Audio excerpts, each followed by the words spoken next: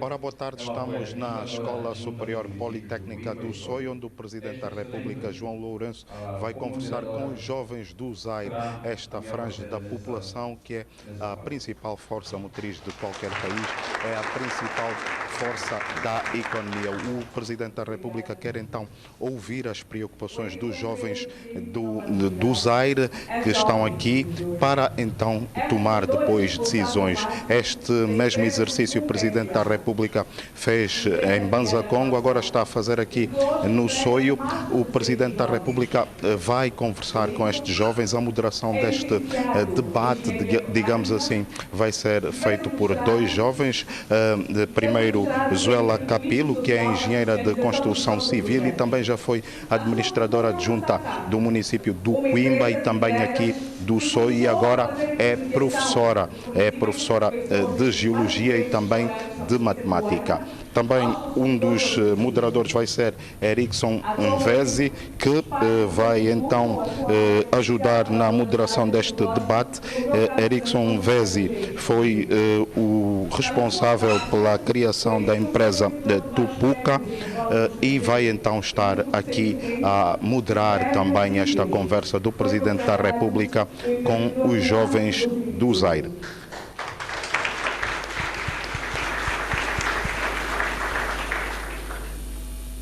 Uma vez apresentados, vamos dar início ao nosso diálogo com o nosso ilustre convidado, Presidente da República, a quem desde já saudamos, não é? E solicitamos algumas palavras de circunstância, em jeito de saudação à juventude aqui presente. Bom, então estão aqui três jovens.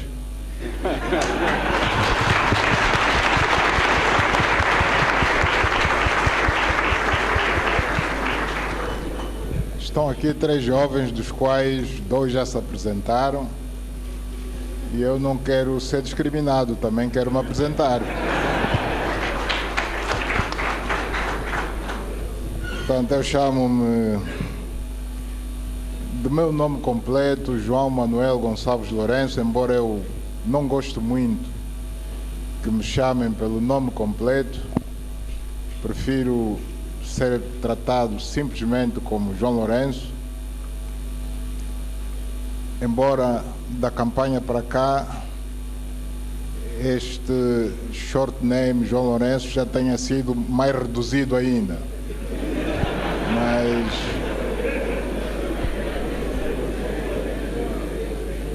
nasci aos 5 de março de 1954, já lá vai muito tempo. É só olharem para os cabelos brancos. Na cidade de Lubito, sou filho de Sequeira João Lourenço e de Josefa Gonçalves Cipriano Lourenço, já falecidos. Embora tenha nascido no Lubito, praticamente não cresci lá. Cresci aí até os meus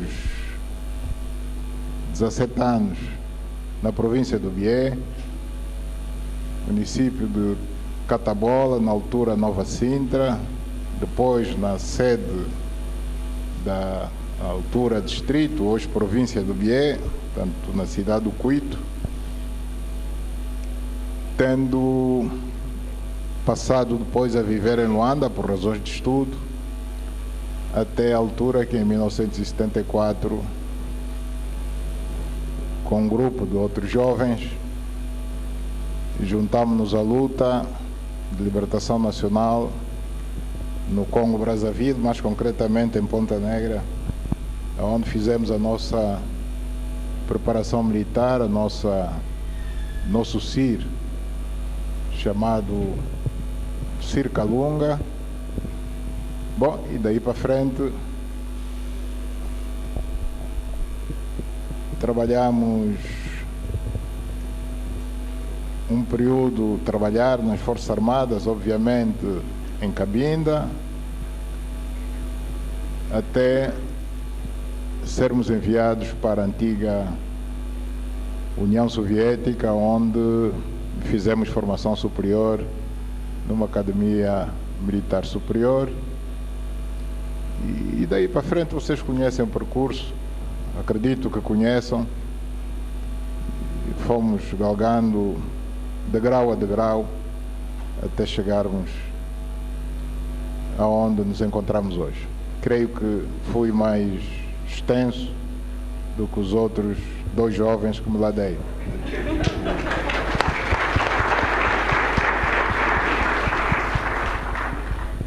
Muito obrigada, Sr. Presidente. Bom, passemos então à primeira pergunta.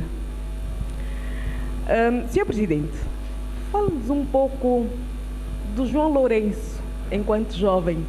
Que memórias guarda dessa fase? A juventude é sempre uma fase, é a melhor fase das nossas vidas. Portanto, para todos nós, a juventude é aquela fase em que não gostaríamos nunca de ter saído dela. Independentemente das dificuldades porque tenhamos passado, se éramos ricos, se éramos pobres, se tínhamos boa casa ou não, enfim, que condições materiais tínhamos, é sempre aquela fase de que guardamos recordações para toda a vida. Porque é a fase em que é forjada a nossa personalidade, tornamo-nos homens, dependendo muito da forma como soubemos aproveitar este período das nossas vidas. Portanto, o jovem João Lourenço tem boas recordações da sua infância e acredito que todos nesta sala devem corroborar comigo de que nós deveríamos ser jovens sempre. É verdade que a natureza não permite que assim seja, mas pelo menos de espírito não devemos abandonar esta nossa condição de jovens eternos. A máquina pode envelhecer, não é? Há um músico que diz que a chaparia pode estar estragada, mas devemos trabalhar no sentido de manter o motor, quando digo motor, é o nosso interior sempre jovem. Ok. Senhor Presidente, na sua juventude, quem eram as principais referências e porquê? Eu acredito que para toda criança, todo jovem, o seu principal ídolo, sem desprimor para outros, são os pais. Tanto são os pais, é o pai e a mãe. Todos nós queremos seguir os bons exemplos que os nossos pais nos deixam. Portanto, eles são os nossos ídolos até uma determinada fase das nossas vidas. À medida que vamos deixando a adolescência e nos tornando adultos, embora mantenhamos esses ídolos iniciais, acabamos sempre por descobrir, por abraçar um outro ídolo que não substitui os primeiros, mas que vem completar, digamos, uma lacuna. E para quem já tinha tendência para a política, embora o ser humano seja todo político, sem sombra de dúvidas que naquela fase que coincidiu com a luta de libertação nacional pela nossa independência, o ídolo que eu gostaria de seguir era alguém que liderava a nossa luta de libertação, primeiro da cadeia, depois a partir das matas, do norte de Angola, do leste, portanto é fácil de adivinhar, estou-me a referir a Agostinho Neto.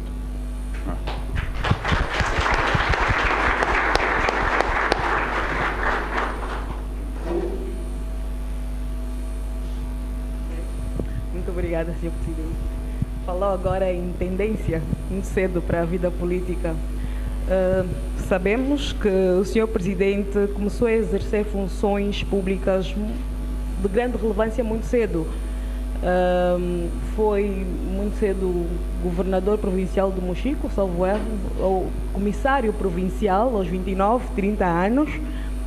Conte-nos um pouco dessa experiência.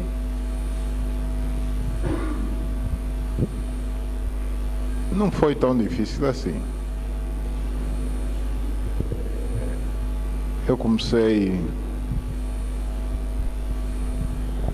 modéstia à parte, a dirigir homens muito jovem.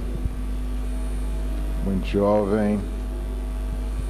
Recordo-me que em Cabinda, quando fui indicado para desempenhar as funções de comissário político da 2ª Região Militar, eu tinha 22 anos de idade.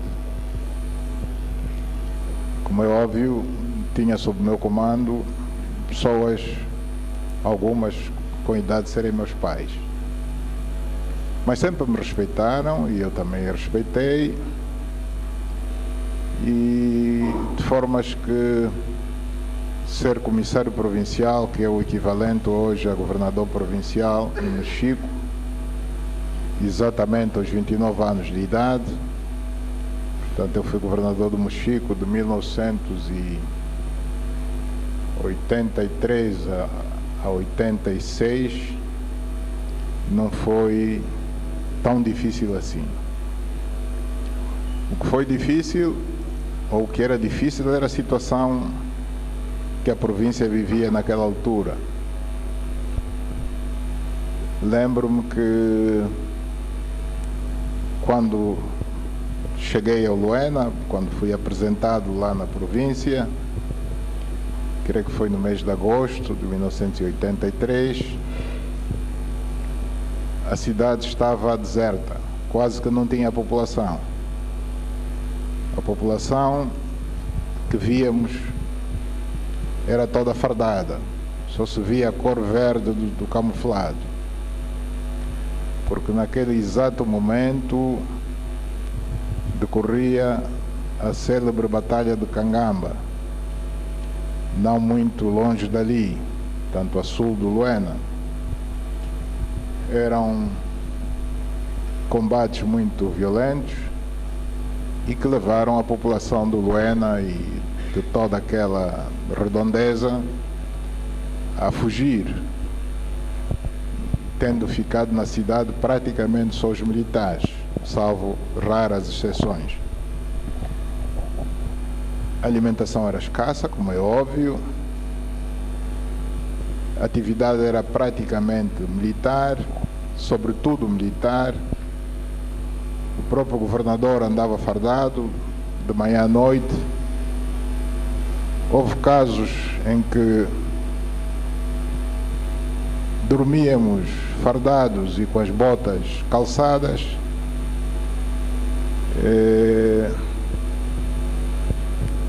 O abastecimento era difícil, como dizia, vinha de Luanda, quer por via aérea, quer por via terrestre. As colunas levavam mais de uma semana a fazerem 1.200 quilómetros, que é o percurso que vai de Luanda para o Luena. Portanto, para dizer que, tirando isso, esta situação que pouco a pouco foi se descongestionando, de resto não foi tão grande novidade a minha condição de jovem. Da mesma forma, vocês também são jovens e estão a enfrentar grandes desafios. Pelo que acabei de ouvir, qualquer um dos vossos casos são casos de sucesso para as idades que têm. Portanto, o importante não é a idade, o importante é o que temos cá dentro. a nossa personalidade. Senhor Presidente, enquanto jovem e com tantos desafios que enfrentou, alguma vez sentiu medo ou peso de tanta responsabilidade que carregava? A resposta, no fundo, acaba de ser dada. Portanto, devo dizer que não. Devo dizer que não. Mas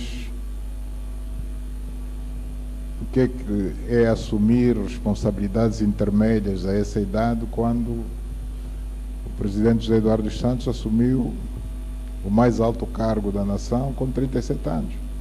Aí sim é muito mais difícil. A responsabilidade é muito maior do que ser o comissário provincial. Portanto, e ele não teve medo, e acho que nenhum jovem deve ter medo de enfrentar a vida, de enfrentar o mundo.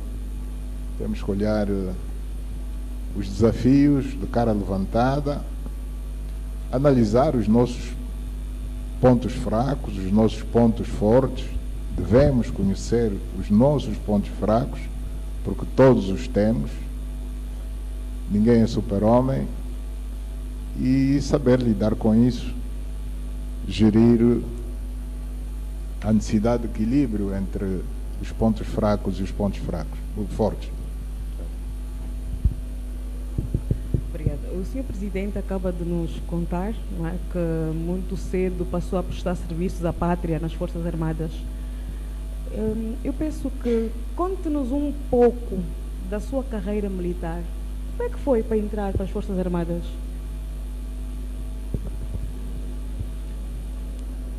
Bom, como disse, eu entrei de forma voluntária, naquela fase em que muitos jovens do interior, quando digo do interior, quero dizer dos que estavam no território nacional,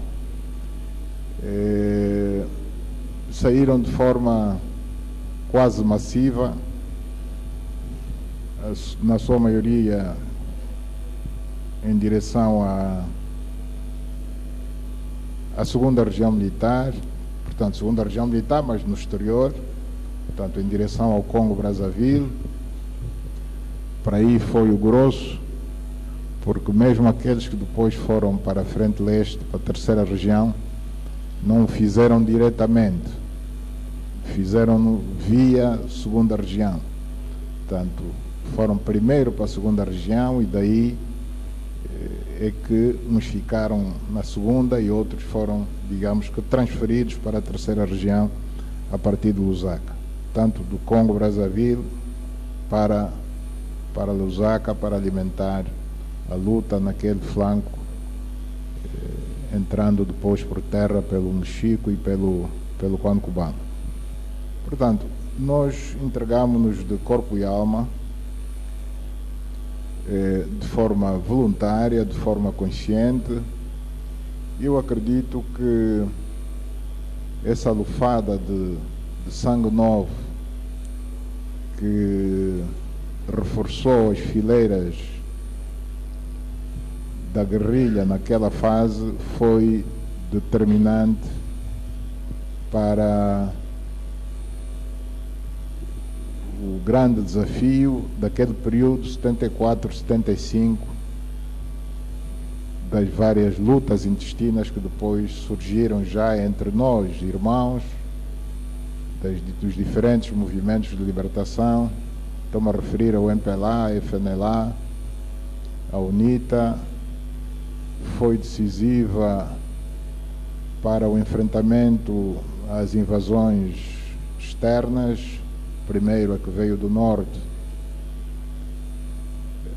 e que chegou até as portas de Luanda, até Kifangondo, e depois para fazer frente à invasão que veio do sul e que inicialmente foi travada ali na província do Kwanza Sul, mas concretamente no município do Elo. Portanto, repito, esse reforço de jovens que abandonaram os liceus e as universidades, a universidade, que era a única na altura, e se entregaram à luta, foi determinante para o bom desfecho que tornou possível o presidente Agostinho Neto proclamar perante Angola e o mundo a independência nacional a 11 de novembro de 75.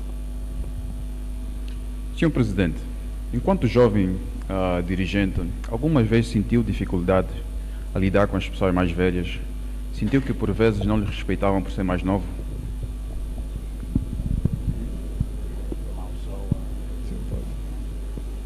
Acho que já respondeu. Podemos avançar para a próxima pergunta.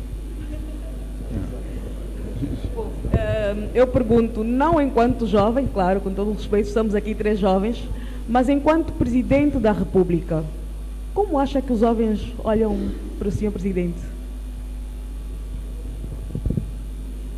Bom, esta pergunta deve ser feita a eles, né? Eles estão aqui. Eles estão aqui para dizer como é que olham para o Presidente. Não é? Não, bom, o Sr. Presidente deve ter alguma apreciação em relação ao olhar dos jovens do senhor. Ou melhor, podemos colocar a seguinte pergunta: qual é a visão que o Sr. Presidente tem perante a juventude angolana? Fazer a pergunta inversa. Olha, eu olho para a juventude angolana com muito bons olhos. Com muito bons olhos, e vou explicar porquê. Porque nos momentos mais decisivos da história da vida do nosso país, quem deu a maior contribuição foi, sem sombra de dúvidas, a juventude.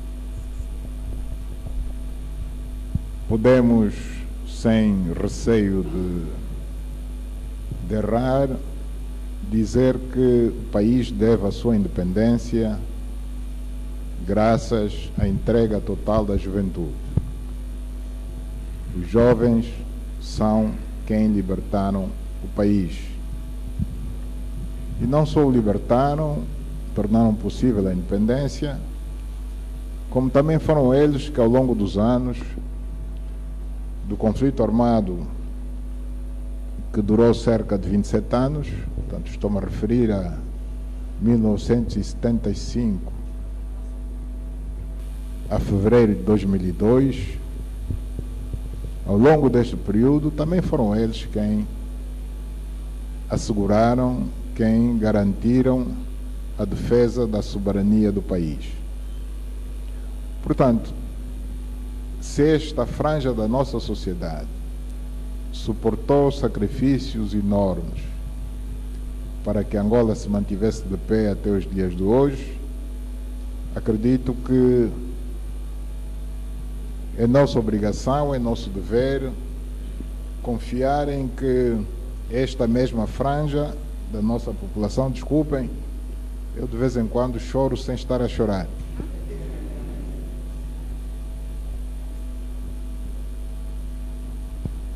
Portanto, é de se pensar que esta mesma franja da nossa sociedade está capaz de enfrentar o desafio de hoje. Os desafios do passado foram aqueles a que eu já me referi, e a contribuição que a juventude deu a esses tais desafios eu também já me referi, mas os desafios de hoje são outros. Os desafios de hoje são organizar melhor a nossa sociedade em todos os aspectos, mas sobretudo no que diz respeito à organização da nossa economia. Trabalharmos para resolvermos os nossos problemas econômicos e sociais, organizar as empresas, produzir bens, produzir serviços, como forma de podermos resolver os problemas sociais da nossa população. E neste desafio, que é atual, nós contamos muito também com a contribuição da juventude, cuja obrigação é, em primeiro lugar, dedicar-se ao estudo, porque só se dedicando ao estudo é que podem ser médicos, enfermeiros, engenheiros, agrônomos, veterinários, enfim, outras especialidades de que o país necessita para garantirmos o desenvolvimento econômico e social do nosso país. Portanto, a primeira obrigação do jovem hoje é ser um bom aluno, um bom estudante, que estuda para saber e não estuda apenas para ter o canudo na mão, como se diz, e desta forma sermos nós a construir o nosso próprio país. Portanto, numa palavra, dizer que, da mesma forma que confiamos nos jovens num passado recente e não nos arrependemos disso, também hoje continuamos a confiar nos jovens. Estou absolutamente certo de que também não nos vamos arrepender disso. Nesse momento, uma das principais preocupações da juventude é, sem dúvida, a questão do desemprego. Dando sequência à resposta, como é que acha que Angola deve vencer isso? Nós só podemos vencer o desemprego pelo trabalho. Portanto, não há milagres a fazer. É pelo trabalho de todos, mas é pelo trabalho não olhando apenas para um único empregador. O trabalhar não significa necessariamente termos patrão. E se tivermos esse patrão, também não significa necessariamente que tenha de ser o Estado. O autoemprego não deixa de ser emprego. Tem que haver iniciativas idênticas a deste jovem que está aqui ao meu lado esquerdo. Ele não esperou que o Estado lhe desse emprego. Ele deu-se emprego a si próprio, inventou emprego, criou emprego para si próprio, e não só, como hoje emprega quantas pessoas? Mais de 300. Mais de 300 pessoas. Então, nós vamos resolver o problema do emprego se tivermos a capacidade de multiplicar o exemplo deste jovem, desculpe... Erickson Veze. O exemplo do Erickson 1000 vezes, 1 milhão de vezes. Se conseguirmos multiplicar o exemplo dele e de outros, conhecidos e não conhecidos, vamos resolver o problema do emprego. Portanto, a questão do emprego, ou se quisermos do desemprego, é um problema que afeta todas as sociedades. Portanto, não há país nenhum cujos políticos, cujos dirigentes, cuja população não perca sono a pensar na forma como resolver o problema do desemprego. O desemprego, a taxa de desemprego varia de país para país. Dentro do mesmo país varia de momento a momento. A taxa de desemprego que temos hoje não é a que tínhamos há 10 anos atrás. Hoje é um pouco maior, mas isso não significa dizer que amanhã não pode ser melhor. Tem de ser melhor. E só depende de nós. Só depende de trabalharmos no sentido de baixarmos o máximo possível a atual taxa de desemprego que reina no nosso país. Nós temos muita coisa por fazer, muita estrada por fazer, muita fábrica por montar, muitos campos por cultivar, haja capital e haja recursos humanos, haja cérebro e haja braços, mão de obra, para podermos realizar esses projetos que estão por ser realizados. Portanto, o emprego, em princípio, estará garantido se nós nos entregarmos de corpo e alma. Há pessoas em Luanda, e eu vou falar de Luanda, que estão desempregadas. Assim como também há desempregados em outros pontos do país, mas vamos nos agarrar no caso de Luanda. Muitos desses desempregados em Luanda, se nós chegarmos junto deles e dissermos: olha, o senhor amanhã tem um emprego. Onde é que é o emprego? É no Quando Cubango. Ele vira as costas e desaparece. Então, é preciso passar essa mensagem de que o cidadão deve estar psicologicamente preparado para trabalhar em qualquer ponto do país. Da mesma forma que o soldado deve estar preparado para defender a pátria a partir de qualquer ponto do país, também os trabalhadores e os potenciais trabalhadores devem estar preparados para servir o país aonde ele for chamado.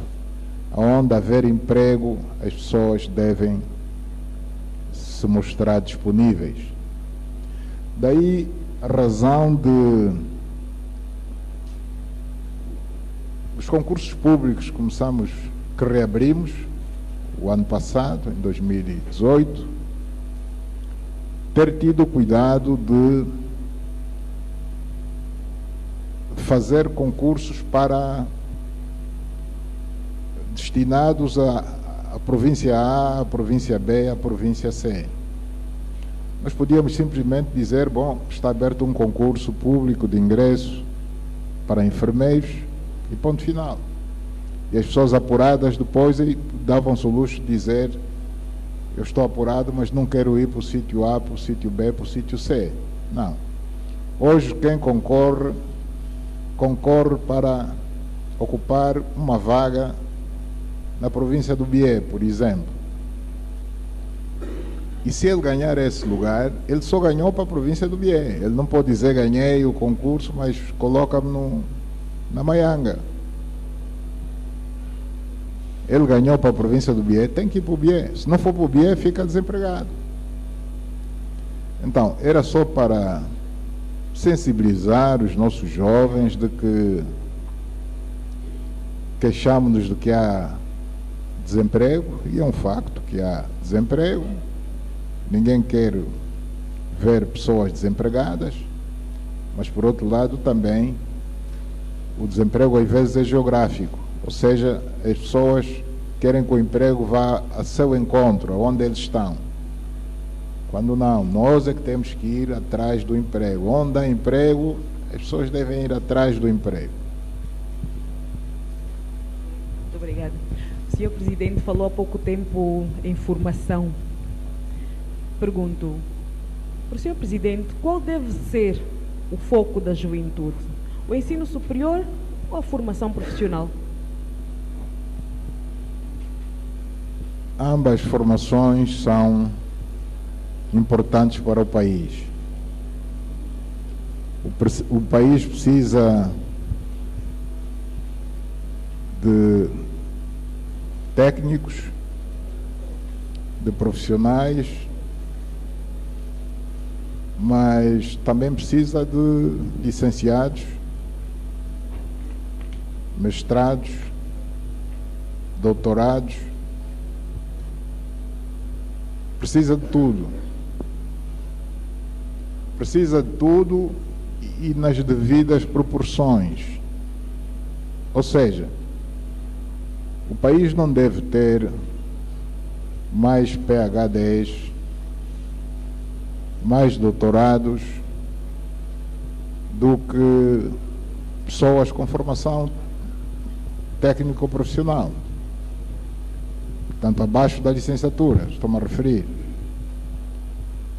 Se isso acontecer, o país não vai funcionar. Precisamos dos doutores, sim, mas precisamos muito mais, em termos numéricos, dos que têm formação técnico-profissional, que passaram pelas escolas de formação técnico-profissional. Portanto, resumindo, tudo é importante, cada um na sua medida, cada um ao seu nível, e para o país se desenvolver, tem de haver, nas devidas proporções, o equilíbrio necessário para que a máquina funcione. Da mesma forma que a gente não pode ter mais generais do que soldados, também não podemos ter mais PhDs do que serralheiros, eletricistas, enfim, este tipo de formação profissional. Certo. Senhor Presidente, nesse momento fala-se de um certo distanciamento entre jovens e a política. E acredito que é um fenómeno universal que também se verifica aqui em Angola. O que é que está a faltar para termos uma relação mais de proximidade entre nós, os jovens, e a política? Sim, de facto, este é um fenómeno universal, mas eu devo dizer que Angola é dos poucos casos no mundo que ainda se pode dar por feliz. Ou seja, este fenómeno não nos afetou tanto quanto afeta o resto do mundo, nomeadamente a Europa, bom, e de uma forma geral os países desenvolvidos, mais desenvolvidos. Aí sim, esse fenómeno do afastamento entre eu não diria só a juventude, a população que está descrente dos políticos, da política e dos políticos. Aliás, basta vermos o facto de ser quase impossível hoje na Europa, quando há eleições, haver um partido vencedor que consiga governar sozinho. É quase impossível hoje, na Europa e em outras partes do mundo desenvolvido. Os vencedores vencem sempre por margens muito apertadas, abaixo dos 50%, o que os obriga a terem de fazer coligações para poderem governar. Isto no nosso continente, por enquanto, não acontece, em Angola também não, o que significa dizer que ainda há alguma confiança da população, dos eleitores, dos jovens, das mulheres. Eu não diria nos políticos, mas pelo menos na política. Na política. De qualquer forma, temos que olhar para o vizinho e costuma-se a dizer que quando as barbas do vizinho estão a arder, a gente tem que pôr as nossas de molho. Ou seja, se esse fenómeno já está a acontecer na Europa, é provável que algum dia chegue à nossa terra. Portanto, temos que nos precaver para evitar que isso algum dia também venha a acontecer. Temos que ser forçados a fazer coligações para poder governar. Ok. Eu pergunto agora. O senhor Presidente acha que as redes sociais podem aproximar os jovens à política? Já agora, que avaliação faz da utilização que os jovens fazem das redes sociais? Bom, as redes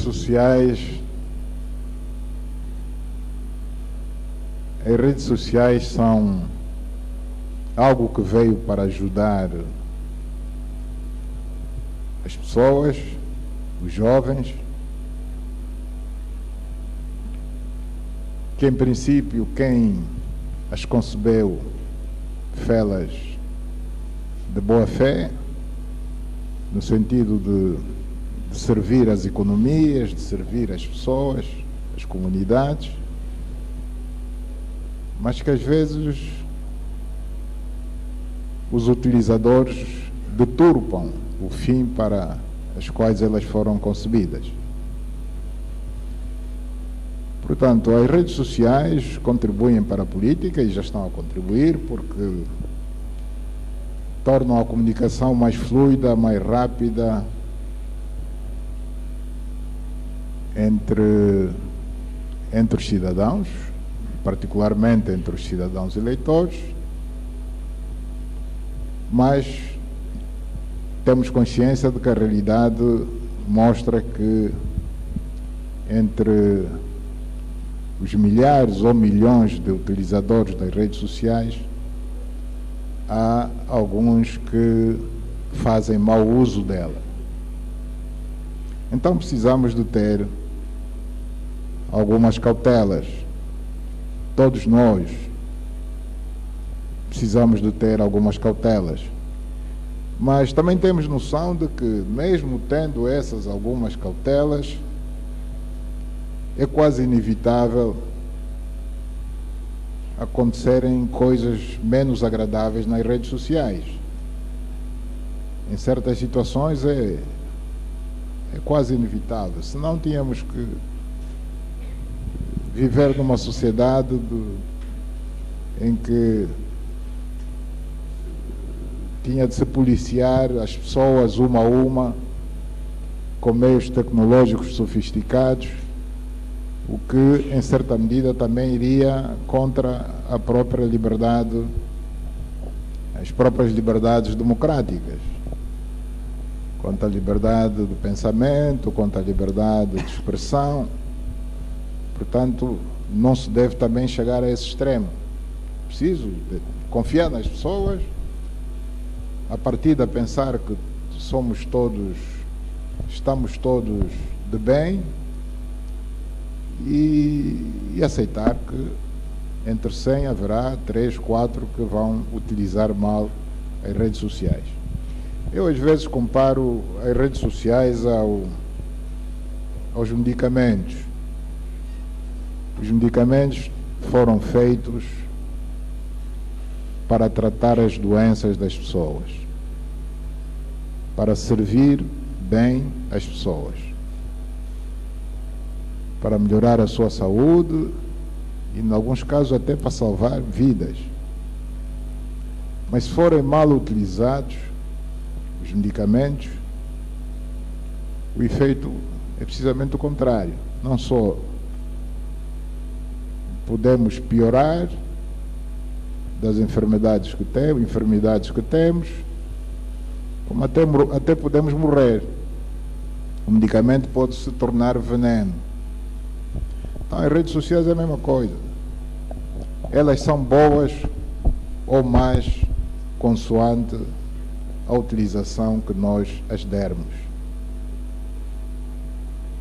Se nos medicamentos a overdose mata, nas redes sociais, não só a overdose, a excessiva utilização das mesmas, como a incorreta utilização das mesmas pode provocar danos, às vezes irreversíveis, a terceiros. Portanto, juventude, usem sim as redes sociais, mas com responsabilidade. Porque o grande perigo das redes sociais é que são um meio de comunicação que não tem rosto. Vamos falar da televisão, por exemplo. Nós estamos a ver, sem querer promovê-lo, nós estamos a ver o Ernesto Bartolomeu no ecrã. Tudo o que ele diga, de bom ou de mau, ele está localizado. Nós sabemos que é o Ernesto Bartolomeu que disse. Se alguém se sentir lesado, sabe a quem pedir contas. Vou pedir contas, o Ernesto Bartolomeu foi ele quem no dia tal no noticiário das X horas, ele disse isso, isso, isso. Portanto, tem rosto, é algo que tem rosto. Eu citei apenas o caso do Ernesto Bartolomeu, mas estou a promovê-lo, não é?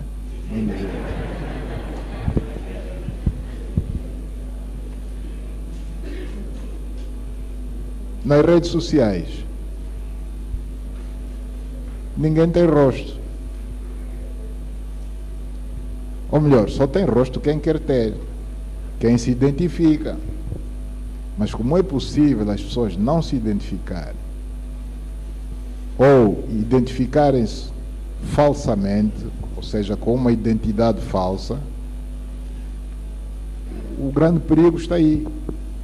Ela não tem rosto, você não sabe a quem vai responsabilizar. Então só temos que confiar na boa-fé das pessoas e apelar para que todos aqueles que têm acesso às redes sociais, quando digo acesso, é acesso ativo. Não me estou a referir aos que têm acesso passivo. Acesso passivo é quem vê o que está nas redes sociais. Acesso ativo é quem produz informação nas redes sociais. Esses que têm o acesso ativo é para os quais nós apelamos a boa educação, na forma de tratar os outros, a evitar a calúnia, a evitar os maus tratos, as faltas de educação, etc, etc. Certo. Senhor Presidente, como sabemos, o mundo está cada vez mais competitivo e o que tudo indica será assim para sempre, principalmente com a tecnologia. O que acha que Angola tem que fazer para com que a nossa juventude se torne mais competitiva para fazer face aos desafios mundiais? Bom, para fazer face aos desafios mundiais, a nossa juventude deve aplicar-se mais, deve dedicar-se mais aos estudos. E só assim pode competir primeiro internamente, entre si própria, entre os jovens angolanos, e depois estarem à altura de competir com o resto do mundo. E nós hoje já temos bons exemplos de jovens, ainda agora nas visitas que fizemos aqui no SOIO, portanto visitamos empreendimentos do mundo dos petróleos e constatamos haver jovens angolanos que foram contratados pelas multinacionais do petróleo, estão em posições-chave e não deixam nada a desejar se quisermos comparar com jovens de outras paragens do mundo. Tanto é assim que as companhias que os contrataram fizeram-no conscientes de que ele hoje está a trabalhar aqui em Angola, sua terra, mas a qualquer momento pode ser mandado para a Indonésia, pode ser mandado para o Golfo do México, onde se produz petróleo. Portanto, são quadros que atingiram um nível de categoria internacional e qualificados a trabalhar em qualquer parte do mundo. O que a nossa juventude deve fazer é precisamente isso, dedicar-se aos estudos, ao trabalho. Estudar também já é trabalhar, mas esse apelo deve ser feito não apenas ao jovem em si, porque também devemos reconhecer que nem tudo depende só dele. Também depende do nível do estabelecimento de ensino em que ele se encontra. Portanto, para atingirmos a excelência e podermos competir internacionalmente, as instituições de ensino no nosso país também devem melhorar os níveis de qualidade, os níveis de exigência, para podermos atingir os padrões, os melhores padrões internacionais. Muito obrigada.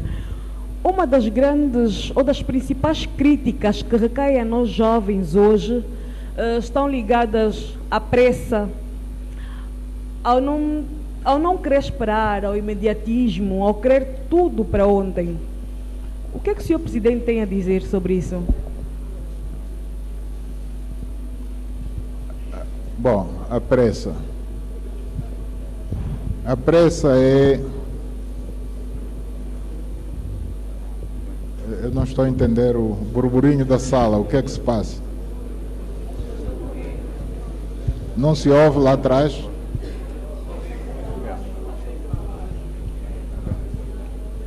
Não se ouve lá atrás? Ah, tá bem. Posso continuar? Bom,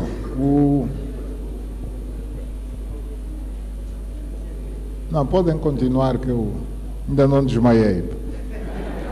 Quando desmaiar, parem. A tendência à pressa é característico da juventude. Contra isso não podemos fazer nada. O próprio jovem, com o andar do tempo, à medida que vai se tornando mais maduro, vai desacelerando, podemos assim dizer. Desacelerando, sobretudo na expectativa. Eu sei que está-se a referir sobretudo à expectativa. Portanto, essa pressa de ver as coisas se realizarem de um dia para o outro tem mais a ver com a expectativa de que as coisas se resolvam. Mas quando a gente põe uma semente à terra, uma semente de milho, por exemplo, ninguém consegue colher milho ao fim de 30 dias. É impossível.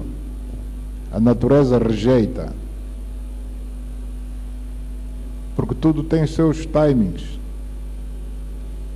O milho é colhido, no mínimo, ao fim de... ou já há sementes muito melhoradas, se calhar aí ao fim dos 60 dias, o que também é raro. Porque a regra são 90 dias. 90, 120 dias. Porque a natureza assim determinou, não somos nós que inventamos. Bom, isso apenas para dizer que, tanto como o milho, que tem um período mínimo de maturação para que ele possa ser colhido, o frango, antes dos 45 dias ninguém tem frango no prato, na mesa, tem que esperar pelo menos 45 dias. Tudo na vida tem o seu timing. Nós, para sermos pais, temos que atingir uma certa idade. Antes disso, nenhuma criança com 6 anos pode ser pai.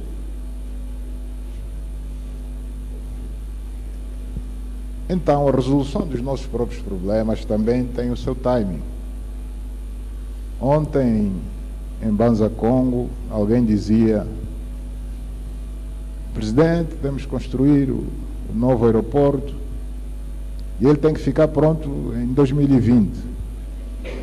2020 é próximo ano. E eu dizia: sim senhora, vamos ter novo aeroporto, mas eu garanto-lhe que não vai ficar pronto em 2020. Vai ficar pronto bem depois de 2020, porque não é possível.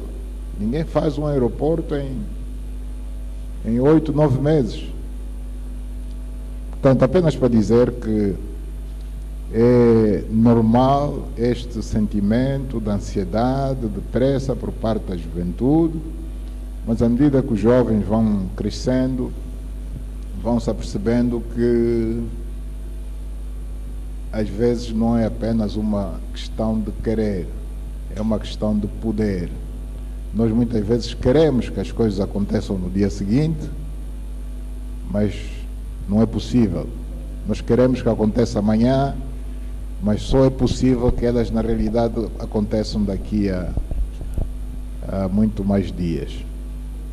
Portanto, esta era... Okay. O Sr. Presidente tem feito uma aposta evidente nos jovens. Numa sociedade onde o conflito geracional existe, a pergunta que eu faço é a seguinte: será que alguma vez alguém lhe aconselhou a não apostar na juventude? Porque há um certo argumento que a juventude não tem experiência e, como disse anteriormente, tem muita pressa. O que tem a dizer acerca desses comentários? É evidente que conselhos desses já tive, não é? Mas é daqueles casos de não ligar. Porque eu disse aqui perante todos que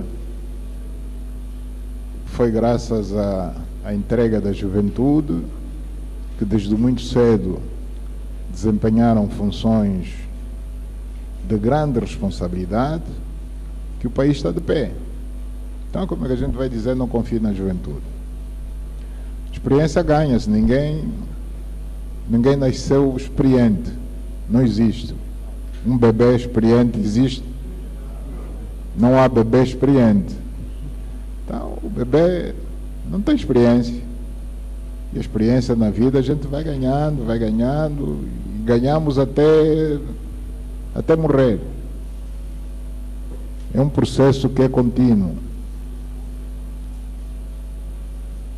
Ninguém nasce com experiência. A experiência ganha-se, aprende-se.